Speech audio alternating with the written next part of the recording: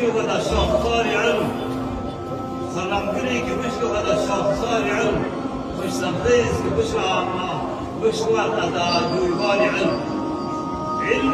خداوند آنقدر فضیلتی داده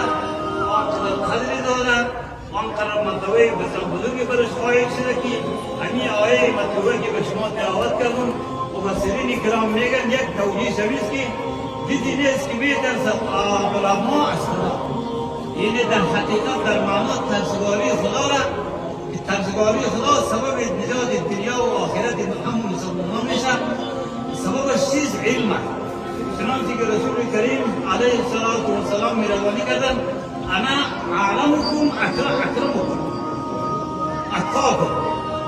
ما خود جناب میروانی کردن من عالمتر شما هستم متقیتر شما هستم یعنی تقوا وابسته تنها و تنها به علم بوده از پیغمبر اسلام به عالمتر بالا هیچ کسی نیست او جناب میگه سببی که ما از خدا میدم علم همچنان ترسگاری تنها و تنها منحصر به علم باشه یک توجیه همیست دیگه توجیه علماء کرام کردن که العیاذ بالله خداوند از هیچ کس نمیترسد اگر در صورتی که با فرضی که با تقدیری که خدا از کسی میترسید از علما میترسید این فضل و کمال علم است باید مسلمان ها جان خدا اولاد خدا و حیات ابدی خدا حیات ابدی که کس میخواهد باید علم بیاموزد چرا حدیث شریف است که من صار حیا بالعلم لم يمت ابدا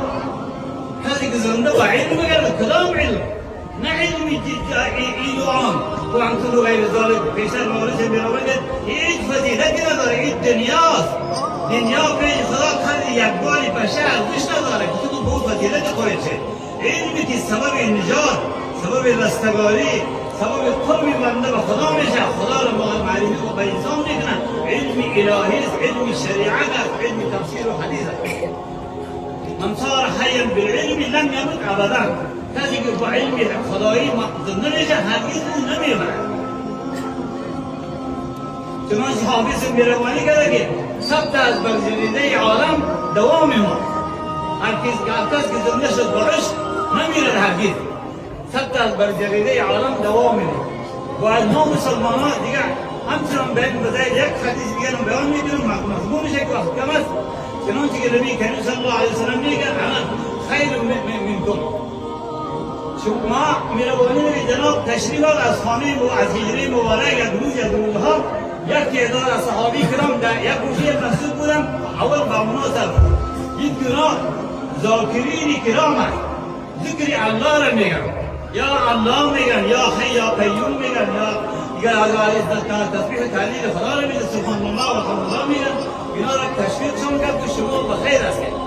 اما این مجلس سر داد به اون گوشه مسجد دیگر به اون گوشه مسجد که مجلسی آخری وجود دارد توی دبه اونا رفت اونجا شیشت اونا اونجا علماء کرام بود بحث از فتوا و از نظام حلال و حرام میکردن از بحث علمی میکردن بحث دینی میکردن جناب دفعه اونا نشست کرد بود انا خیر انا منتم اینی بعثت معلما و انا منتم ما از جانب خدای متعال معلم فرستاده شدم و ما از شما هستم ما شما را دوست می‌دارم